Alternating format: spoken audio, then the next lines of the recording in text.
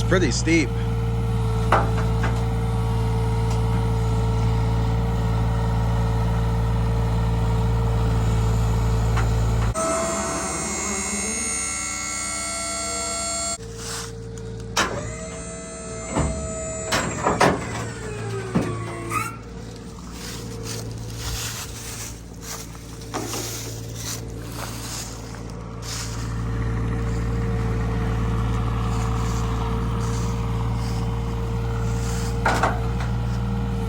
It's pretty steep.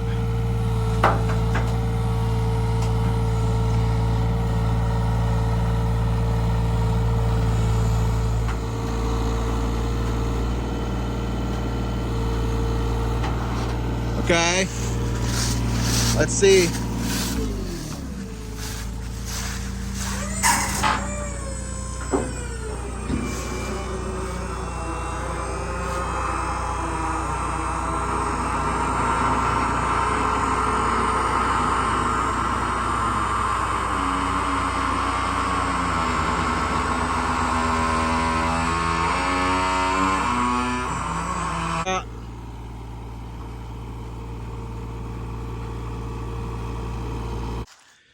So for the past couple years, I've had that Corn Pro, and I think Corn Pro is a lower end brand. I think they're less expensive, and I bought that used, and it's done everything. I've beat the hell out of that trailer.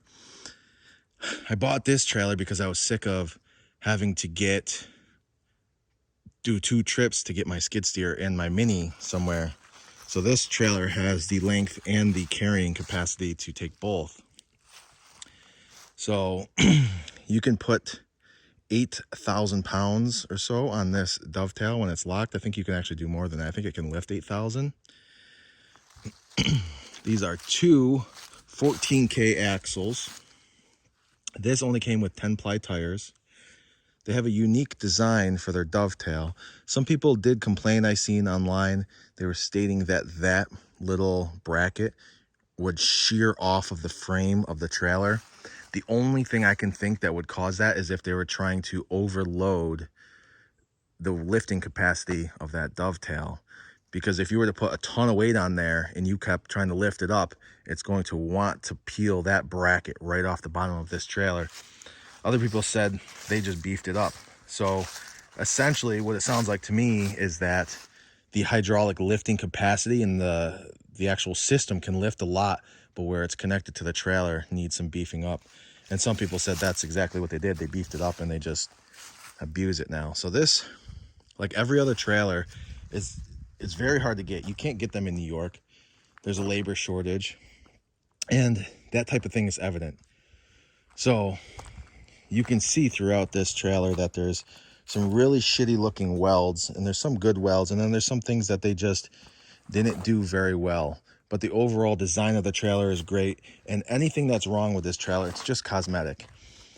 I'm not a welder. I can't weld that good, and I've shittily welded a bunch of shit, and I beat on it with heavy equipment like this and stuff, so I've never had a weld break.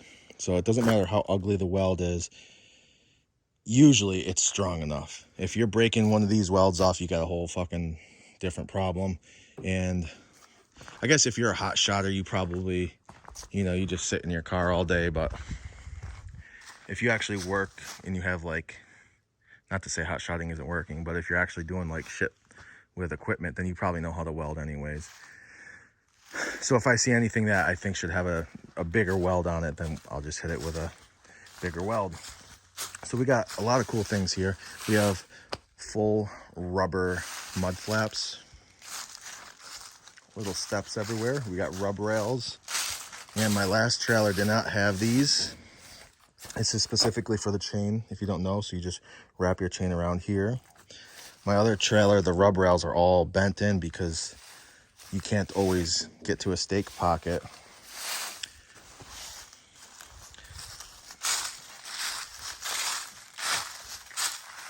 So Diamond C has what they call an engineered neck. It's like a solid I-beam instead of having these welds here with these gussets. I've literally never seen a problem with this style of neck anyway, so I don't know if it's even worth the cost. Diamond C for this trailer. So this trailer was $23,000. Diamond C equivalent of this trailer was almost $40,000. Now Diamond C used to be the gold standard, but they're having the same problem. They have way more demand for their trailers than they can actually produce. So there are like little quality things that you'll notice on every trailer. So if you're buying right now, when these companies are so backed up with orders, you're gonna have cosmetic issues. I haven't seen any safety issues. It's all USA built. I'm really happy with the Iron Bull brand. They thought of a lot of things. My little step came damaged in shipping. You know, what am I gonna do? I drove really far to get it. Best Choice Trailers in Carlisle, PA. They hooked me up. They stayed late because we also bought that dump trailer. So they stayed late to make sure we could get them both, and they put that dump trailer on this trailer, and I drove it home. And they hooked us up with 3 hoodies. They gave me 2 chains. I put a new bumper on my truck, and I forgot to hook the trailer wiring up, and they fixed that for me. So yeah, they went above and beyond. But I think the main takeaway from this video should be almost all of the brands are good. I have old trailers. I have a landscaping trailer from like 1970 something, and it's still great. I painted it a few times. It's in that shop over there, and we use it all the time. It's a dual axle. These trailers are steel. The things that these trailer companies aren't building are what you need to worry about. The axles, the steel. They don't make the steel, but this is all the same stuff that everybody else is using. High quality steel, high quality axles, 10-ply tires, and then there's like little incremental changes within like each brand.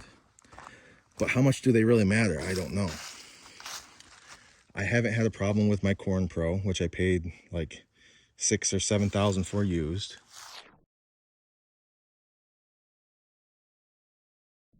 I don't anticipate having any problems with this trailer either. Everything looks great. It's steel and wood, and it's a trailer. You can fix all the wiring easily. If you have any problems with the wood comes off and can be replaced easily. Anything that gets dent or bent on this trailer, you can bend it back or cut it off and replace it. The main thing that I see a lot on these trailers is the powder coating sucks. I have 3 dump trailers. I have a Griffin made trailer, which is, I don't even know where they're from, but the powder coating on that came off in massive sheets. You could just grab it and pull big chunks off after 1 year. But everything else on the trailer works great. So it seems like if there's any problems on these trailers, they're going to be cosmetic. The structural component of these trailers is great.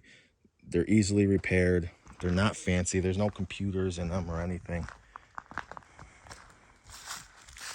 And I liked Iron Bull. I did a lot of research. I think Iron Bull's probably number 2 or number 3 in quality of trailers. I don't know if Diamond C still holds that first spot, and you got SureTrack and everything, but I think honestly, even if you went with one of the lower brands, I think you'd be happy. The only trailer brand that I've seen on the road that looks like shit is Kaufman. Those trailers, you look at them and they look like they're straight from Walmart or something. They don't look right.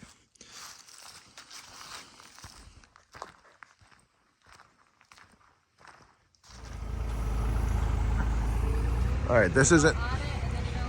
Yep, this isn't normally how we'll unload it.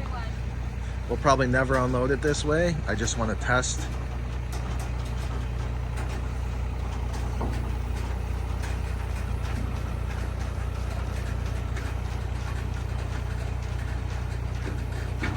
All the way? So this machine is, I think, 9,000 pounds. Okay.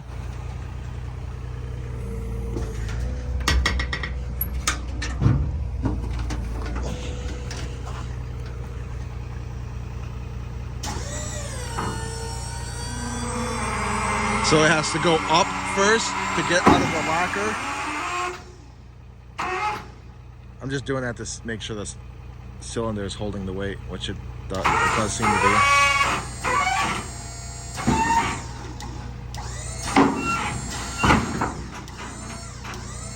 That was my truck bouncing. Okay. That was the suspension on the truck going up and down. That's why it was jittery like that. Careful with your bucket.